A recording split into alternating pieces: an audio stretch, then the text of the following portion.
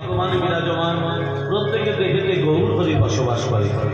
গৌর হরিজি তোমার দেহে যদি ময়লা থাকে তুমি আমার গৌর হরিকে জানতে পারবে না, চিনতে পারবে না, বুঝতে পারবে না, এমনকি উপলব্ধি পর্যন্ত করতে পারবে না। তাহলে অগ্রে বললেন আগে নিজের দেহ দর্পণকে পরিষ্কার পরিচ্ছন্ন রাখবো, চিত্ত দর্পণ মার্জনা। হরে কৃষ্ণ।